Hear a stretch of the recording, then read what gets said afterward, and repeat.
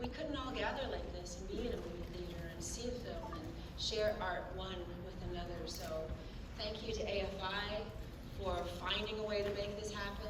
Thank you for all of you for taking all your tests and getting vaccinated and making a way to be here so that we can still enjoy cinema together. Just thank you from my heart.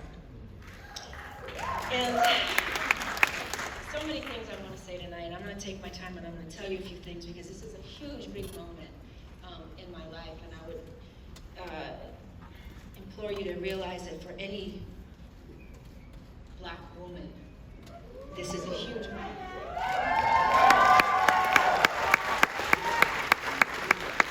This film is very female heavy. Yeah, very female heavy. And it started out female heavy, and I'd like to tell you how that started. When I left my agent to go to a new agency, the first script my new agent gave me was this script. Her name was Sarah Self. Sarah said to me, I think this is the kind of story you might like to tell. You might like to perform this character. Of course, I did. But the problem was, this story was written for a white, very, very young, much younger than me, Irish Catholic woman. So I thought, well, I love this story. This can't be me. So I realized that what I would have to do would be to convince the producers at the time that I should be allowed to reimagine this movie for a middle-aged Black woman and set it in a community that I knew, that I understand, and surround myself with characters that were real for me and in my world. So when those producers said yes, I then set out with another woman, the writer of this movie, Michelle Rosenfarb.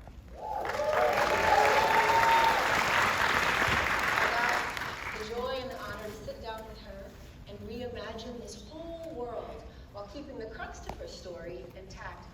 But she let me write all over it and make the story make sense to me and make these characters alive for me. And she let me be a middle-aged MMA fighter. And then, after I did all that, I reimagined the story that another woman, because I told you this is woman heavy, another woman, Elaine Goldsmith Thomas, said to me, okay, now you've done all that, you've reimagined it, you're going to play the character, you're going to train your ass off. Now, I think you should direct. And I said, what? So I've never directed a movie before. I have such a huge role to play. And she said, no, kid, you can do it. You can do it. Do not limit yourself. Don't believe that you can't. Know that you can, because you can, and do it. Nobody's going to do it for you.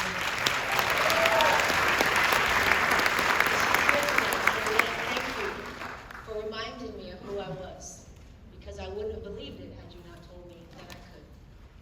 And the last lady in this beginning of this story was the lady that stood beside me this entire journey.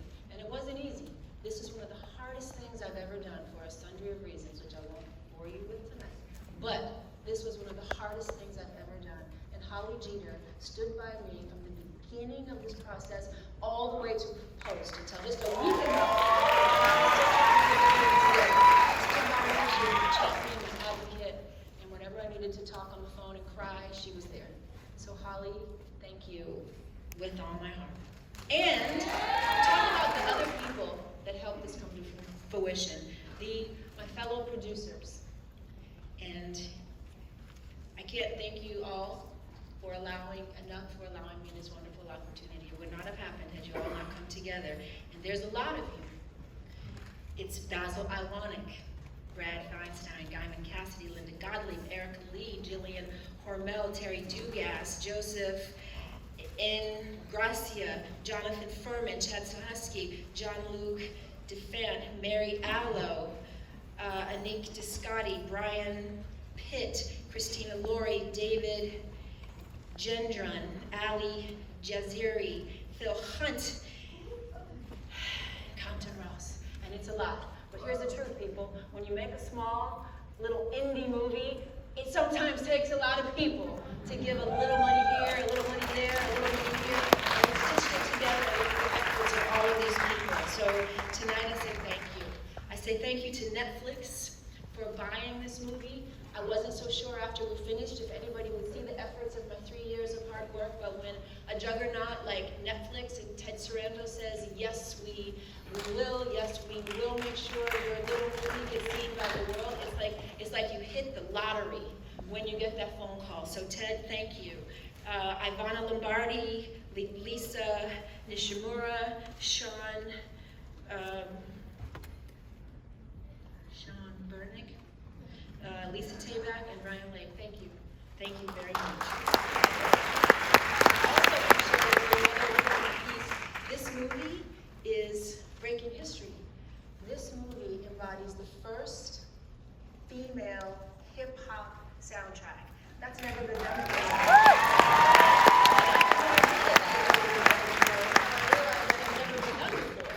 And I want to say thank you today to Cardi B. She was my partner in crime. I reached out to her. Of course, she's the queen of hip-hop. I reached out to Cardi, and we paired, and we created, I think, a soundtrack and an album that is not only historic, but I think is a beautiful backdrop for the story.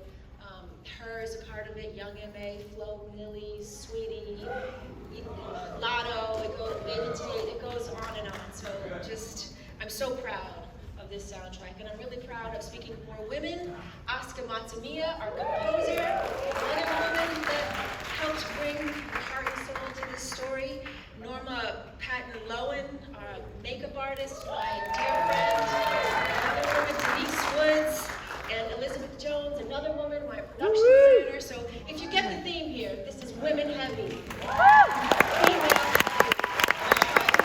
Very, very, very hard. But I know to be true that when women get together and we get to tell our own stories, there's a difference. And I hope tonight you will see, because so many women were behind the scenes helping to bring the story to life. And I hope you see that difference.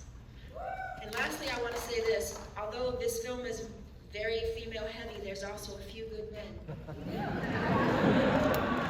that always show up to help the women and to truly support females and the female energy. And tonight I have to thank the first man is my man, Van Hunt. The title song, Automatic Woman, sung by her, and when I needed it, he just went into the back room, and 2 hours later, pulled it out and came to me and said, here, baby, this might help. And it ended up being the title song of our film, so thank you. Chief Wilson helped put together the all-female soundtrack that you'll hear in the movie tonight. Eric Brown was my former MMA fighter who choreographed the whole fight that you're going to see today. He worked tirelessly with me. Thank you so much, Eric. Thank you to Cliff Watts for photographing this journey, Brandon Fuller for being a partner in crime, and Jeff Penman, my post supervisor. Without you, I don't know if the post process would have actually happened. You held my hand, you saw me through, you helped me understand things I didn't understand because I'd never done this before. So thank you, Jeff. And finally, the part that excites me the most is to talk about the actors. The actors that you're about to see on screen tonight are, in my opinion, some of the best at their craft. And I know, being a first-time director, that it was so important to surround myself with fabulous actors, with talent, so that I could be supported in this new venture. And I believe I did just that.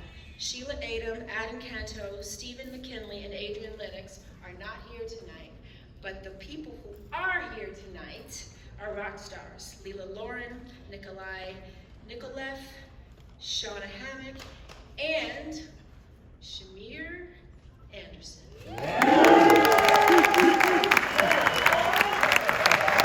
Scarborough home, Shamir Anderson.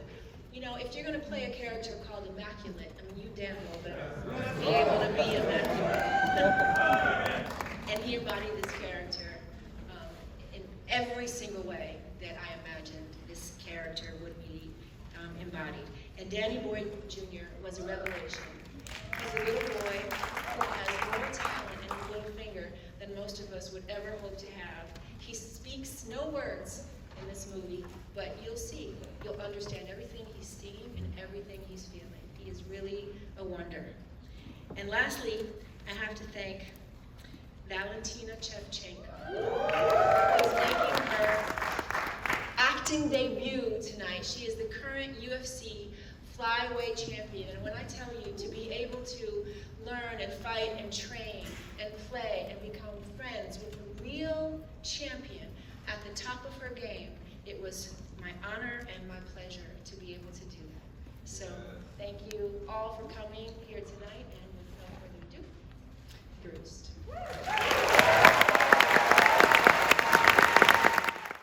Proud to say a trustee of the American Film Institute, Ava DuVernay.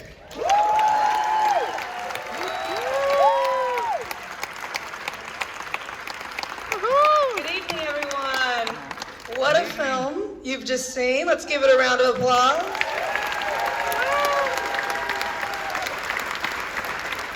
Let's get right to it. I'm thrilled to introduce the newest member of the directing tribe, specifically the women directing tribes, more specifically the Black women directing tribe. Icon director, Miss Halle Berry. Come on out. Get on your feet.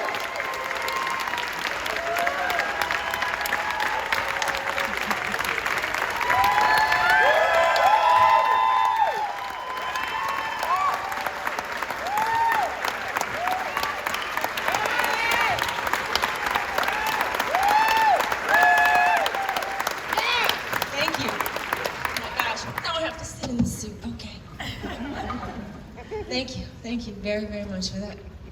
Do you want to see the house, or are you okay with the dark like this? Yeah, good to see the house. Can't see anybody out there. If the house manager's there and can give a little light on them, that'd be nice. Hey, looking good, looking lovely.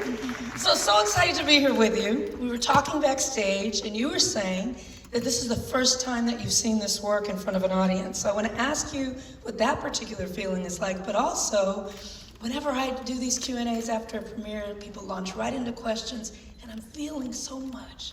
So can you just share how it feels to be here now presenting the work in front of actual people?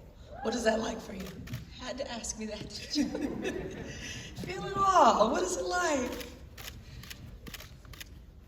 It's probably one of the greatest moments in my whole life.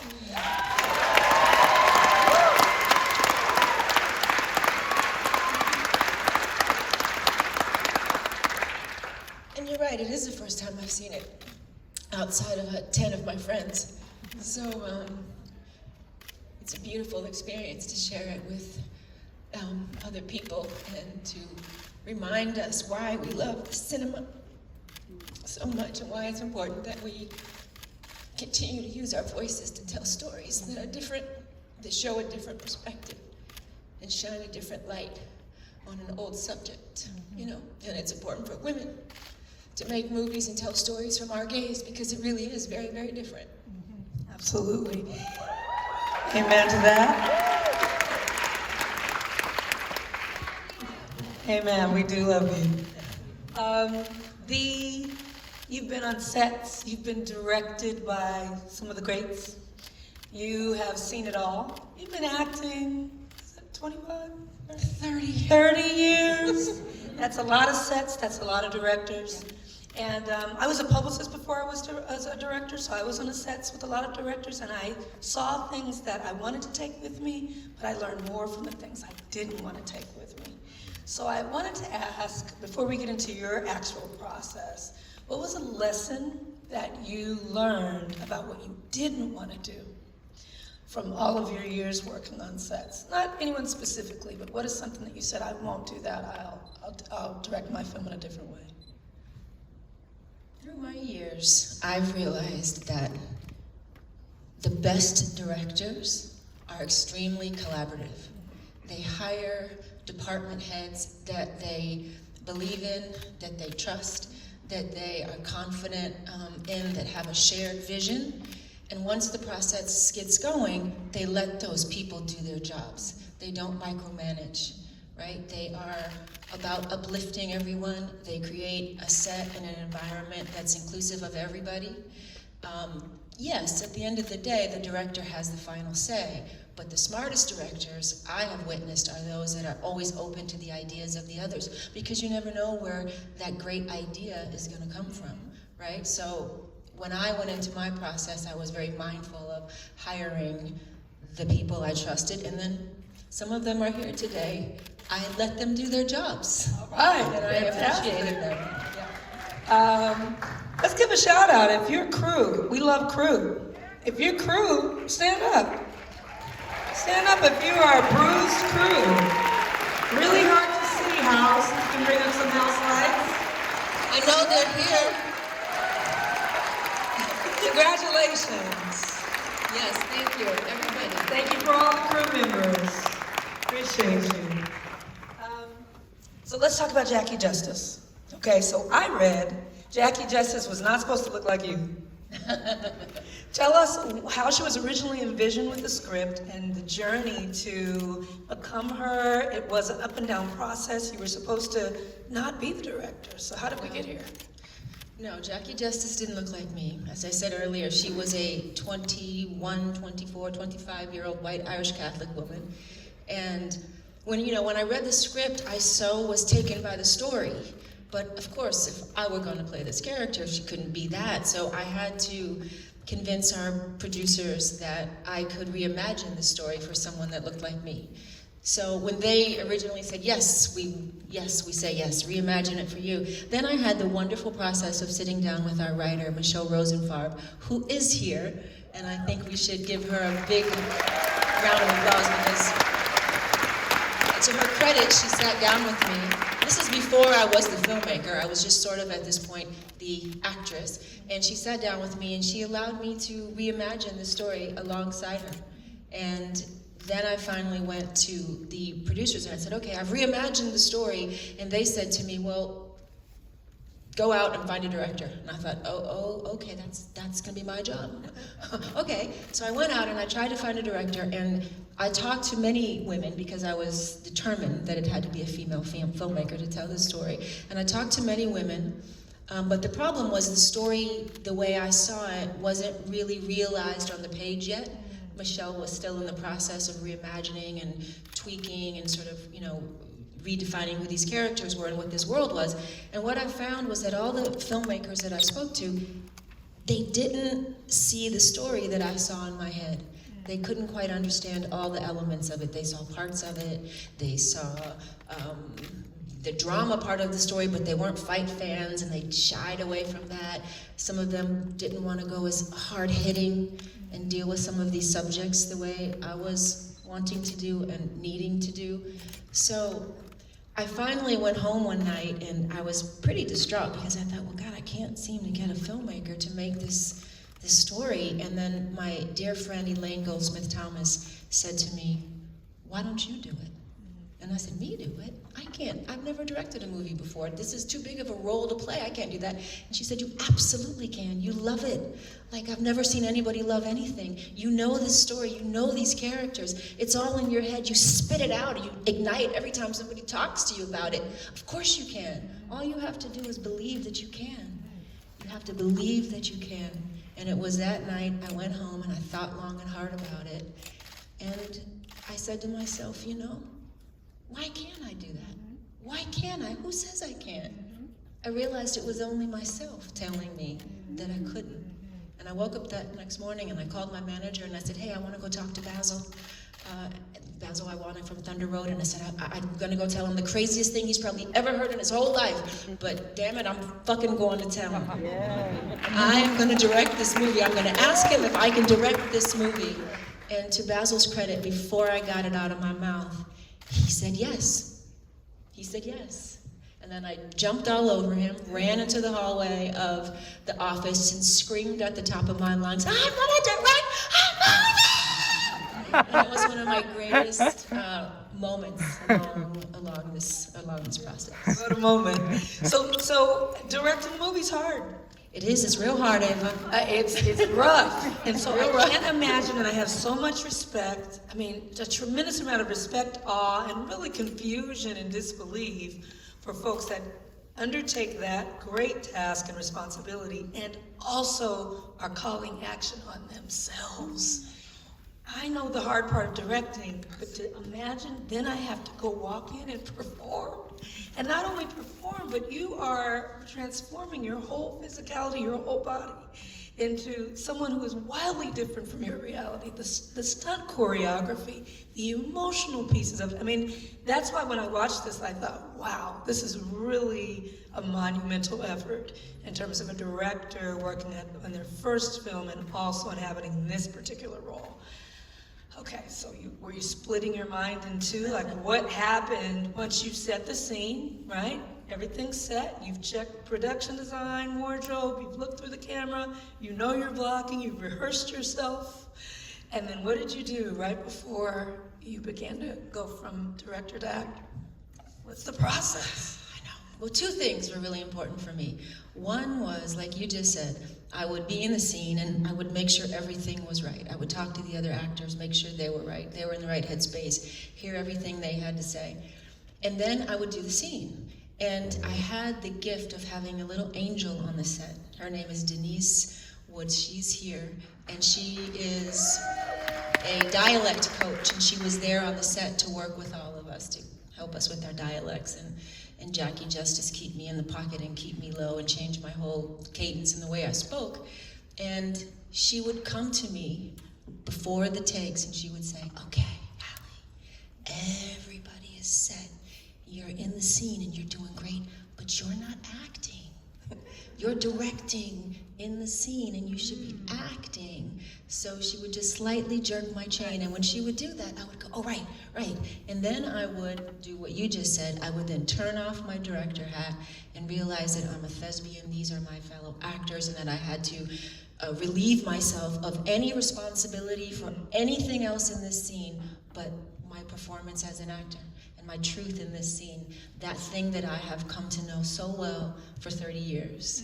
But it was Denise Woods who would remind me, go do that thing you know how to do with your eyes closed. Start doing that now.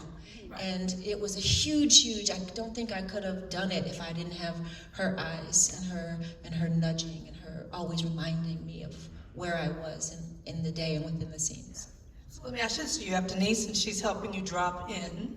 Yes. But in this scene, I'm always fascinated by, as you can tell, I'm fascinated by actors to direct. I don't even know how that happens. Aren't you? So when I'm behind the camera, I'm watching performance. I'm assessing. I'm seeing, does this fit? Does this all go together? You're in the scene. How are you also reviewing and analyzing the actor's performance if you're doing your own thing? Right. Well, sometimes when things worked right and we weren't too behind in the day because we didn't have a lot of money, so I didn't get too many takes at too many things.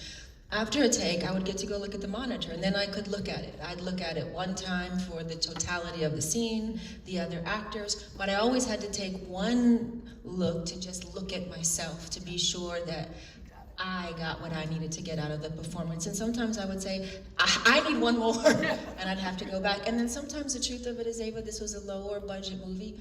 I had one take. Like, there's one scene in the movie with Budokan and Jackie in the locker room. It's one take. I mean, it's one shot.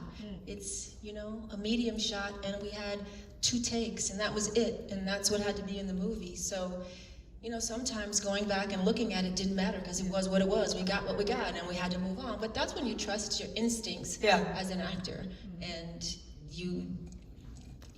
it's time to roll, and you roll. All right, let's talk about the cast. Sheila is incredible. Incredible. She's incredible. Incredible. Sheila, the team, yes. So tell us about her. Tell us about that baby. I mean, those eyes. He's just the little chocolate drop. You just want to pick him up and just hold him and then also the actor who played the mother. Forgive me for not knowing everyone's names, but I thought these 3 performances were really special. Amazing. Sheila, first of all, Sheila was the first performer I cast, and I thought she would be the hardest because I had a vision of what this otherworldly person was in my mind. I mean, if you're going to be called Budokan, I mean, you better be seriously special to walk around and carry a name like that, along with immaculate. Like, it took 2 very special people to do that. But Sheila, when I first saw her audition tape, she was like magical to me. She was this otherworldly character. And then I heard her sing. She's also a beautiful singer. And I loved the subtlety in which she performed this character. And she was graceful and gracious and just like a beautiful creature, like a gazelle. You know, that's how I saw her in my mind. And I just fell madly in love with her as a person, and then once she started acting and we started working together, I just fell madly in love with her talent. And the simplicity of her work was really beautiful, seamless. Really elegant, beautiful work. Searching for children is a hard task. Yes, you know. For some reason, I keep having to do it, and when you find one that's just magic. I mean, this boy, you had to find a boy who was able to express, you know, really through his physicality, because the dialogue's not there. Yeah. So it was a rehearsal and search process for him. I did a Zoom with Danny. He was in Atlanta, and we did a Zoom, and I took him through a few little exercises just to see. It was important for me to know, because he couldn't speak, I had to know if this little boy could listen. I mean, and really listen. Listen and then respond with his eyes or his body movements. And so I would say to him, make sure you listen to everything that's going on in the scene, have an opinion about everything you hear, and let that feeling and opinion wash over your body. Come on, direction. Come on, direct. Right? Come on, direct the actor. And Yes. he did that beautifully, because he's so smart, and he was so present, and he was so focused. You know, and after we would do a great take or a great scene, then he would go running out, and he would turn back into his little boy self and start doing backflips down the hall or jumping up and down on the bed. But when I said, okay, come on, Danny, let's go, he'd be like laser focused and ready to do the work. So he was such a revelation and such a special little boy. Really, truly. And is. he's here. You're here, right, Is Danny? he? Yes. Where is he? Here. Oh no, I can't see.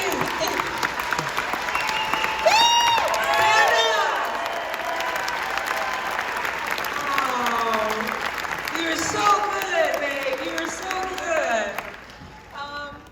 So as you talk about the actor who played the mother, I also would like you to just talk a little bit about, because through that character, a lot of the issues that you really wanted to express and illustrate through the film, the things that, as you talked about, stories of women overcoming, conquering, and just showing the totality of women in different experiences. A lot of it comes out through the storyline with the mother. So talk to a little bit about that work and that actor. Yeah, it was really important to me to talk about that sort of generational pain that we pass on. You know, the origins of our, you know, growing that, you know, we sometimes bury and we suffer from, especially in the Black community. We don't talk about these things, sort of the abuse and the damage that happens to us. And we hold on to that, and by holding on to that, it dictates everything we do and are not able to do in our whole life. So it was important to show that for Jackie to really move forward, to really become that mother that she knew she was meant to be, but didn't think she could be because she had no mothering herself.